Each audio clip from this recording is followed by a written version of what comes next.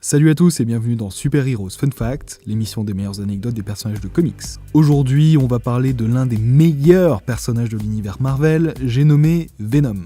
D'abord simple costume noir pour notre cher Spidey dans le Secret Wars de 1984, Marvel a ensuite expliqué aux fans mécontents qu'il s'agissait d'une forme alien ayant fusionné avec Spider-Man.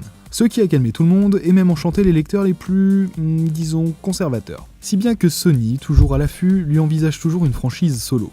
Depuis 1984, Venom, en tant que symbiote, a fusionné avec pas mal de personnages, dont 15 qui méritent que l'on s'en souvienne.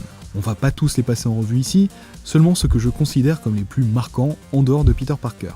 N'hésitez pas d'ailleurs à me donner vos préférés dans les commentaires. Vous êtes prêts? Alors on commence maintenant. Deadpool est plutôt à l'aise avec le fait d'emprunter les costumes des autres, et dans la série Back in Black, il fusionne avec Venom. Sauf que voilà, dans cet arc, il n'a emprunté le symbiote à personne, puisque l'histoire raconte que Deadpool est la toute première personne à avoir fait corps avec le Venom, avant même Peter Parker. Après les événements de Secret Wars 1984, le symbiote serait revenu auprès de son premier porteur pour se protéger de ceux qui voulaient le posséder. Évidemment, les choses s'enveniment, et Venompool coupe des têtes.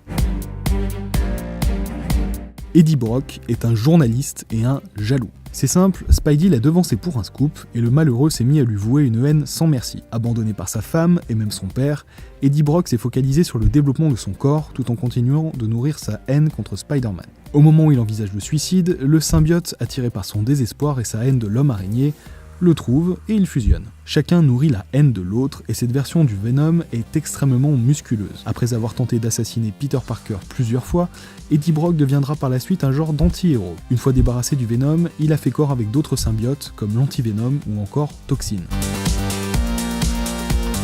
Mac Gargan a toujours été sans intérêt, même en tant que super vilain. Il portait une armure spéciale avec des lames tranchantes et des jets d'acide, lui donnant le nom du Scorpion.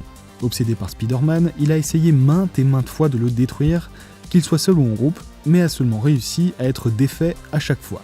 Alors quand Norman Osborn l'approche pour lui proposer de devenir le prochain porteur du Venom, vous pensez bien qu'il est enchanté. Sauf que Gargan est totalement dépassé par la puissance du symbiote, et il incarne une version ultra violente de Venom, jusqu'à même se découvrir une passion pour le cannibalisme. C'est suite aux événements du siège d'Asgard qu'il est séparé du symbiote et mis pour de bon hors d'état de nuire. Après l'arrestation de Mac Gargan, c'est le gouvernement américain, évidemment, qui est en possession du Venom. Et plutôt que de le garder bien au chaud, leur idée du siècle est de lui trouver un porteur de confiance qu'il pourrait utiliser à des fins militaires. Entre en jeu Flash Thompson. Grosse brute, Eugene Flash Thompson, devenu ensuite ami de Peter Parker, s'est révélé être un soldat d'exception. Mais blessé au combat, ses deux jambes sont amputées. Porteur du symbiote, le Venom remplace ses jambes et lui donne des pouvoirs inédits. Tout comme Carnage, le symbiote lui permet de se créer des armes et se transforme en armure. Ensemble, ils combattront des menaces terrestres et galactiques, et feront même partie des Avengers et des Gardiens de la Galaxie. Dans le fameux arc Old Man Logan, Wolverine et Hawkeye partent tous deux en road trip à travers les États-Unis, essayant tant bien que mal d'échapper à un tyrannosaure ayant fusionné avec le Venom. Ils sont sauvés à la dernière minute par Black Bolt. Bon, ok, cette version du Venom relève plutôt du délire et de l'anecdotique, mais bon, un tyrannosaure en Venom, franchement, je pouvais pas résister.